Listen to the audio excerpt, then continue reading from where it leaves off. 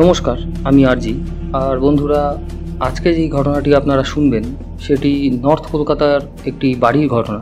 এই বাড়িতে আরও বেশ কিছু ফ্যামিলি থাকতেন এবং এই ঘটনাটি ঘটেছিল একজন ভদ্রলোকের সাথে। মানে উনি এই বাড়িতে ভাড়া থাকতেন এবং ওনার সাথে ঘটে বেশ কিছু অস্বাভাবিক ঘটনা। এই নিয়েই আজকের এই ঘটনাটা আপনারা শুনবেন। ঘটনাটি আপনাদের সুদীপদা শোনাবেন। যদি এই ঘটনাটি আপনাদের ভালো লেগে থাকে তাহলে একটি লাইক, একটি শেয়ার আর চ্যানেলটি অবশ্যই সাবস্ক্রাইব করে দেবেন। শুনতে থাকুন আমার সঙ্গে আরজি রেডিও স্টেশন।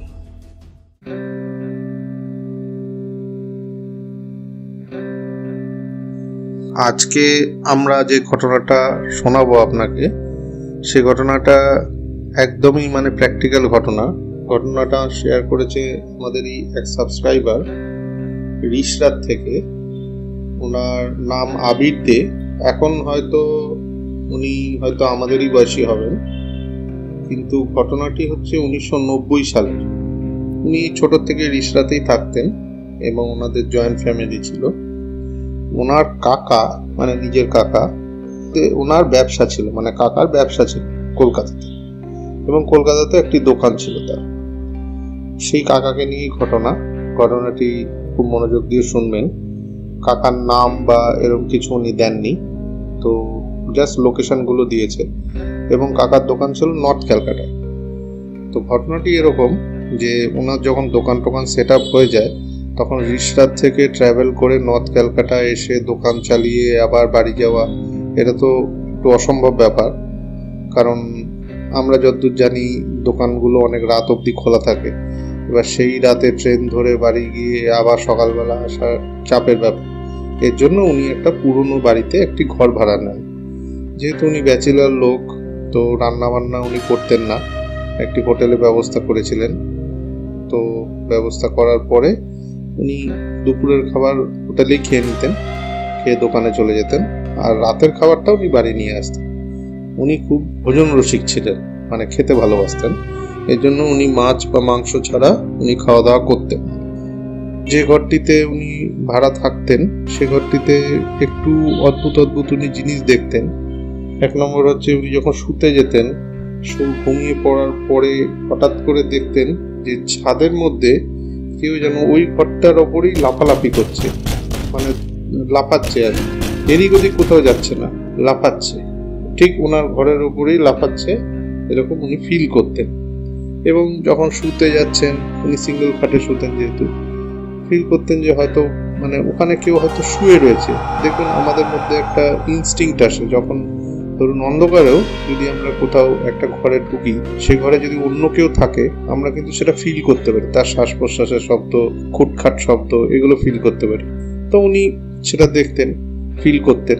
ফিল করে উনি লাইট জ্বালিয়ে দেখতেন কেউ নেই, কোথাও নেই কেউ। তখন উনি ভাবতেন যে পুরনো বাড়ি বলে মনে পোকা টোকার আওয়াজ হচ্ছে বা কিছু, বা অনেক সময় ইঁদুর টিঁদুর থাকে এইসব বাড়িতে, তো আওয়াজ হচ্ছে। তো উনি সেটা আর কিছু করতেন না।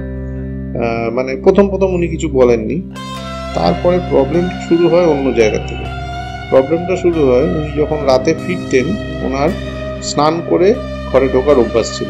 বাড়িতে এসে উনি গামছা নিয়ে স্নান করতে যেতেন কলতলাতে। তখনকার দিনে কলতলাতেই লোকে স্নান করতেন। কলতলাতে স্নান টান করে শীত গ্রীষ্ম বর্ষা সবসময় উনি স্নান করতেন, করে খাওয়া দাওয়া করে শুতেন।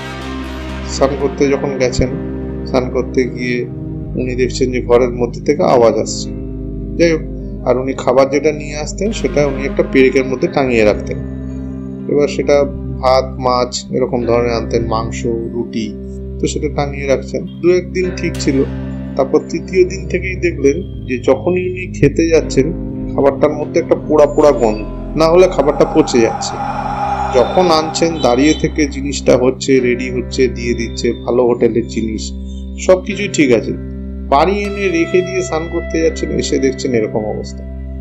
উনি জিনিসটা বুঝতে পারেননি। প্রথম দিকে উনি ভাবতেন যে কি, ব্যাপারটা বুঝতে পারতেন না। পরে উনি ভাবতেন যে কেউ কি কিছু মিশিয়ে দিচ্ছে, উনি যখন ঘর থেকে বেরোচ্ছে, স্নান করতে যাচ্ছে, তখন কি কিছু মিশিয়ে দিচ্ছে, কিন্তু কিছুতেই কিছু হয় না। যখনই উনি খেতে যায়, পোড়া পোড়া গন্ধ। যখনই উনি শুতে যায়, ওপরে দুম দুম করে আওয়াজ হচ্ছে, নাহলে ঘরের মধ্যে কেউ মনে হচ্ছে ঘুরে বেড়াচ্ছে, এরকম ধরনের ব্যাপার। এবার উনি জিনিসটাকে ঠিক অলৌকিক ভাবে নেননি। উনি জিনিসটাকে ভাবলেন যে কেউ ওনাকে সাহায্য করার জন্য বা উঠিয়ে দেওয়ার জন্য, সম্ভবত ওই ঘর থেকে উঠিয়ে দেওয়ার জন্য, কারণ বাড়িটা অনেক প্রপার লোকেশনে ছিল, ওরকম কম খরচায় কম ইয়েতে পেয়েছিল, কম রেন্টে, উঠিয়ে দেওয়ার জন্য মনে হয় কেউ করছে।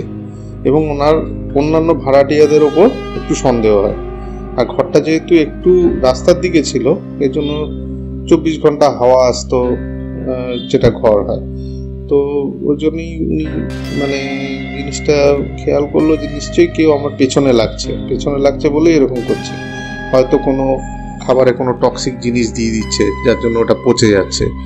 অনেক রকম মানে জিনিস আছে যেগুলো দিলে পচে যায়, পাউডার আছে, যেরকম ছানা কাটার পাউডার আছে, এরকম পচানোরও পাউডার আছে, এরকম কেউ করছে। তো একদিন প্রচণ্ড রেগে গেল। মাংস এনেছিল, রুটি এনেছিল, কোনো কিছু খেতে পারলো না, শুকনো রুটি খেতে হবে, এই জন্য মাংসটা ওরকম ভাবে পচিয়ে দিয়েছে, ফেলে দিয়ে উনি বিড় করতে করতে ফিরতে গিয়ে তখন এক ভাড়াটের সঙ্গে ওনার দেখা। ভাড়াটে জিজ্ঞেস করলো, কি ব্যাপার, আপনি এরকম ভাবে করছেন, ডাকাডাকি করছেন কার ওপরে? বলে, আরে দেখুন না, এরকম ব্যাপার, আমি যখনই শুতে যাই মনে হয় ঘরের মধ্যে কেউ ঘুরছে, আওয়াজ হচ্ছে, আবার যখনই কোনো খাবার খাই বা কিছু করি তখনই এরকম হচ্ছে। তখন সেই ভাড়াটে তার বাড়িতে, তার ঘরের মধ্যে নিয়ে গেল, অন্য ঘর নিয়ে গিয়ে বললো, দাদা দেখুন, এই কথাটা আমি আপনাকে বলছি ঠিকই, কিন্তু বাড়িওয়ালা বলতে বারণ করেছে। বললো, কি বলুন পুরো ঘটনাটা। তারপর বলুন যে ঘরে কাকা থাকে সে ঘরে অনেক দিন আগে একটা সুইসাইড হয়েছিল। সেই সুইসাইডের পর থেকে ঘরটাতে এরকম অলৌকিক জিনিস হয়, ছাদের ওপর দুম করে লাফানো। তারপরে উনি বললো যে, ভাড়াটে বললো যে, আপনি যে বলছেন ছাদের উপর লাফানো, আপনার উপরে তো আরো ফ্লোর আছে, তাদেরকে খোঁজ নিয়ে দেখেন তো তাদের ছাদের ওপর লাফানো হয় কিনা। তাহলে তো আপনার ছাদের ওপর লাফানো মানে যে আপনার উপরে ফ্লোরে আছে সে লাফাচ্ছে, সেরকম কোনো ব্যাপারই নেই। অনেক সময় উনি বন্ধ করে যায়, অন্য ভাড়াটে বন্ধ করে চলে যায়, তাহলে সেই ঘরে আপনার ছাদের উপর লাফাবে কি করে? আপনি তো টপ ফ্লোরে থাকেন না।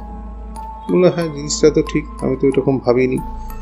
তারপরে বললো যে, আর যে বলছেন যে ঘরের মধ্যে কেউ ঘুরে, আপনার ঘর বন্ধ থাকে, তালা দেওয়া থাকে, কে ঘুরবে? আপনি দোকানে চলে যান, ফিরে এসে দেখেন ঘরের মধ্যে কেউ ঘুরছে, এটা হতে পারে না কোনোদিন। তারপর তৃতীয় কথা হচ্ছে, জিনিস পচে যাচ্ছে, এরকম কেউ নেই এখানে এরকম।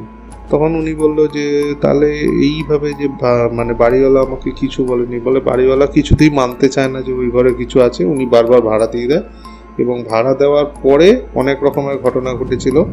একজন মানে এর আগে একজন ভাড়াটে ছিল ওই ঘরেই, যে ঘরে কাকা থাকে, সে ঘরে উনি নাকি অসুস্থ হয়ে মারাও গেছিল। মানে এই উপদ্রবের চোটে উনি ভয় পেয়ে অসুস্থ হয়ে ওনার হার্ট অ্যাটাক হয় ওই ঘরে। মানে ওই ঘরে 2টো মৃত্যু হয়েছে।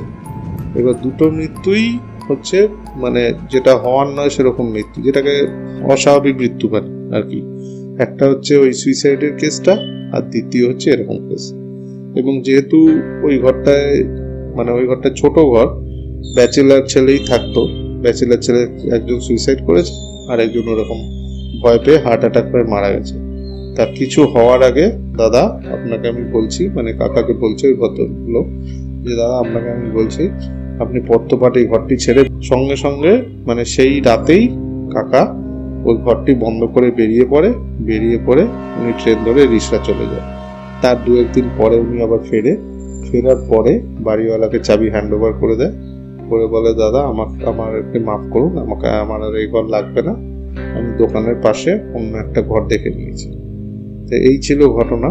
এবং ঘটনাটিতে এটি বোঝা গেল যে যখন কোনো অপদেবতা বা অশরীরী উপদ্রব শুরু করে, তখন কিন্তু তার মানে যদি আপনি নিজের বাড়ি হয় তাহলে তো ছেড়ে যেতে পারবেন না, তাহলে হয়তো আপনি কোনো প্রতিকার করবেন বা করবেন, কিন্তু পরের বাড়ি হলে, ভাড়া বাড়ি হলে আর কি করবেন, ছেড়ে চলে যাবেন। তো সেটাই ওই কাকা করেছেন। কাকার এখন 85 বছর মতো বয়স। তো এখনো এই ঘটনা শুনলে পরে বা এই ঘটনাটি মনে পড়লে পরে উনি কিন্তু শিউরে ওঠে। এবং আমাদের যে সাবস্ক্রাইবার, সেই সাবস্ক্রাইবারের ছেলেপিলেকে এখনো উনি এই ঘটনাটি শোনালে পরে মানে ওনার জীবনে এই ঘটে যাওয়া এই একটি সাংঘাতিক ঘটনা। চ্যানেলটা শুনতে থাকবেন আর শেয়ার করবেন, সাবস্ক্রাইব করবেন। নমস্কার।